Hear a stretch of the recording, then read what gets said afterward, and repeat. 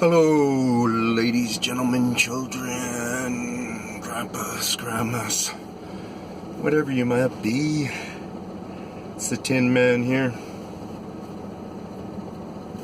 My little angel over the right shoulder.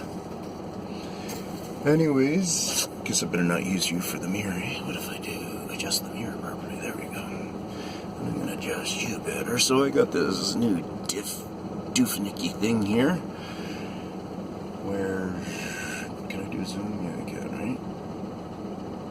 How's that? You want me to zoom out that?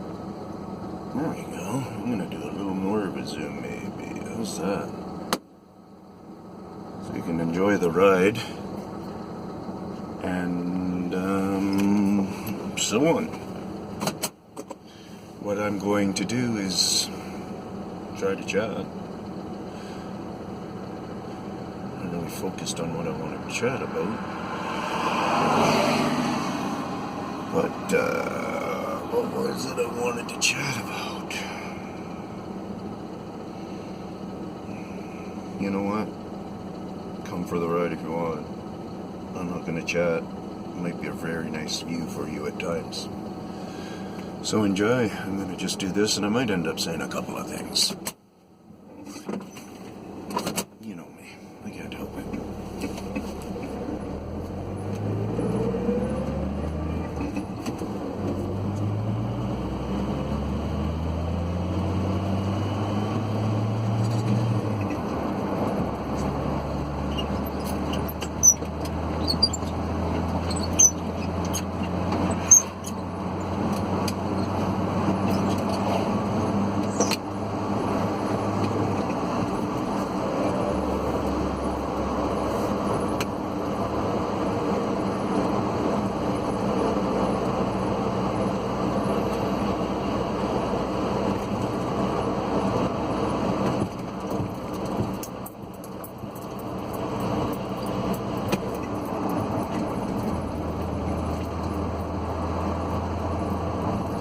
So I'm not going home, I'm leaving, and I'm going to go for dinner somewhere. It's my first day to myself, and I went and seen my pops and his new wife, my stepmom of, well, maybe I shouldn't say her age. But anyways, of 70-something years, I guess would be nice to say, right? I don't know. Anyways, and look in the windows, look in the reflection, guys. Check out the bush line there. And see if you see anything that resembles Sasquatch language that they leave in the forest. Because it is happening around here in my valley, and it's actually starting to happen more. But that's that. So I'm going into town for eating. Went and visited a pa. They gave a single bed, which is really nice. Another bed, and it's one of those nice memory foam kind of ones. Threw it in the kids' room. Kids aren't around much, but this stuff helps, to have a better place to lay. Like, they've been roughing it. And I almost turned it down too. I just wasn't thinking correctly, and then all of a sudden I just realized this is such a small bed, man. Throw it in your truck now. So we took it, and my dad grabbed it and threw it in the truck, and now I have it.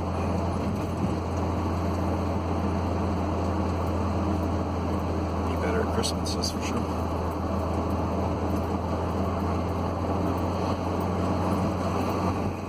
So, have you seen anything yet? See what this bumpy stuff does. Oh, what if I get out of the region there? There was one right now. You can maybe see a leftover limb that was cut hanging on that side that you see the best of now there. But somebody came in to cut it down. They might even give us a nice long one. They might have been just going for a bend and it snapped, or it just was a good snap that they wanted to do, but it was just too close to the rope, so the road maintenance or someone like that just kind of zipped it a bit and left part of it hanging, and whatever. And why am I so confident on that kind of stuff?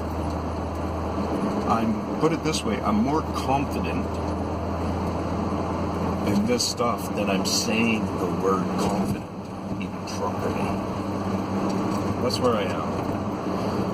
You know, I didn't get the full out greatest academic education, but I sure got a hell of an education, you know, outside the schoolroom. Let's just go with that. So that's good stuff to think about. It's good stuff for me to share. You know, you guys will be sitting there at home wondering, you know, what's this guy got to offer? I've got to offer that I've had, well, put it this way, one time a good old friend of mine, I've seen him for a long time. You know, sometimes people just go their separate ways, but he was a very long time good friend. Was over. This time still, we've been friends already, I don't know, 15 years or something. I used to keep snakes, or snake husbandry they called it too. But I used to have snakes for breeding and such. Had a pretty good handful of them. And Buddy said to me the one time, he goes, "So, how many times have you been bitten by a snake?" And I just remember how he's repeating the story back, because I remember him repeating it a few times to people. And he goes, he kind of acting like me, and I go, I don't know, 50 times, I guess. And like his chin kind of dropped or whatever, because not so much that the number was just 50. You know, I was just rounding it on, only 50 times or something. You know, none of them were poisonous, so I didn't have to be on full alert. The ones that I wanted to be on full alert from, I never got bit from. So let's go with that. But anyways, yeah, so anyways, for him to almost hear the wash off of it. You know, sometimes, you know, when you get bitten, that day you might not want to wash it off. The next day, you know, maybe you do. I don't know. That's each person. Mine with a bite, all of my bites I ever sustained, I would say within a couple of hours or the couple of days or whatever, you know, it was pretty, you know, maybe a week along where it was just all scabbing off, you know, and that kind of a thing. They have a lot of teeth in their mouth. There's, you know, a whole understanding about it, right? Like we're talking 100 teeth, so. Yeah, so that's just part of who I am. So I've had, you know, 70, 80 reptiles, snakes, and lizards, maybe closer to 100, something like that. I've had hundreds of rats, hundreds of mice going for food at times. I've had a farm where we had the family farm, and it was a hobby farm.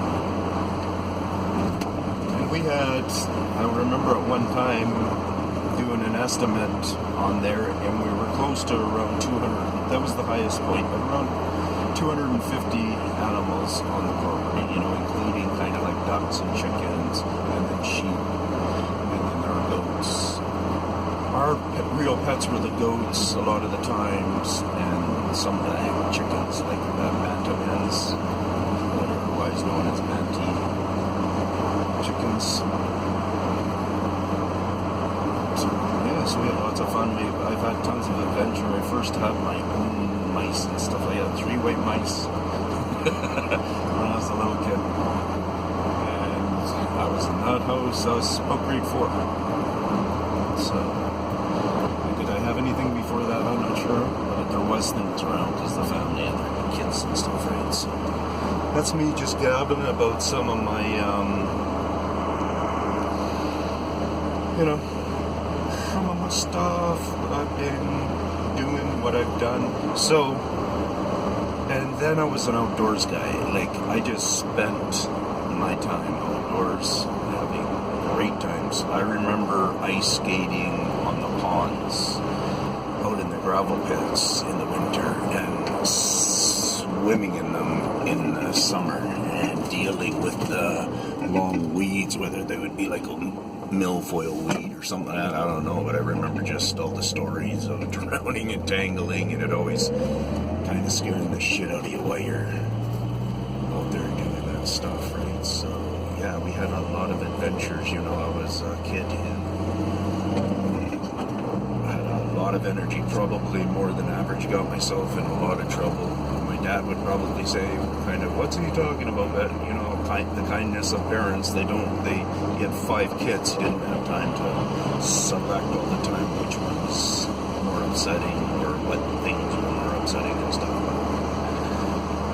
Yeah, a lot of problems and stuff like that. So my mind was just always out there. The people that I mostly really have connected with, their minds have been pretty out there, or they've really enjoyed my out there mind.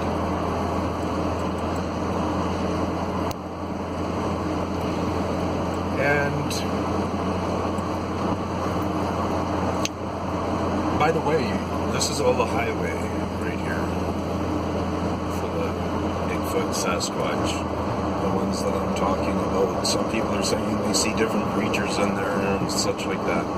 That'll unfold as the time goes on, but right now all I'm tracking are the Bigfoot.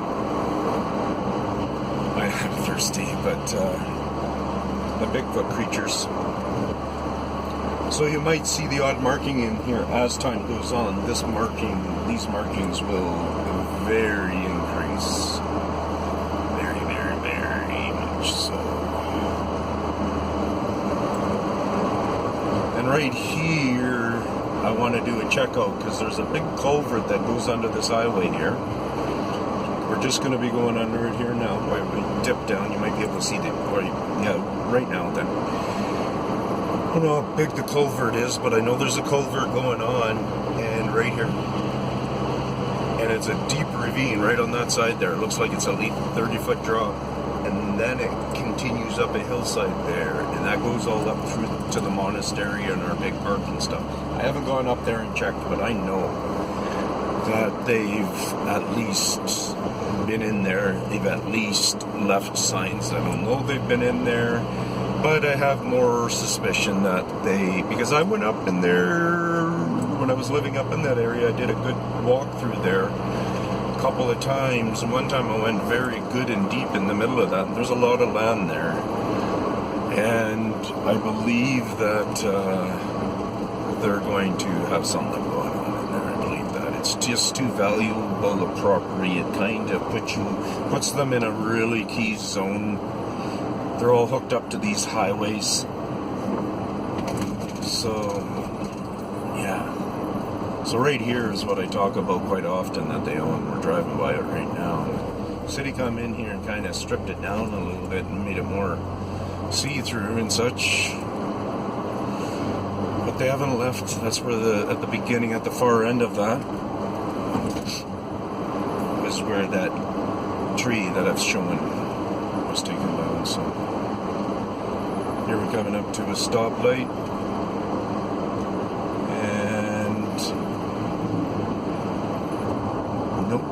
It's a green light. And I'll go into this lane. I'm going to go to Rocco's for dinner. Yep. Slow the hell down. Alrighty. Peace out from the Tinster.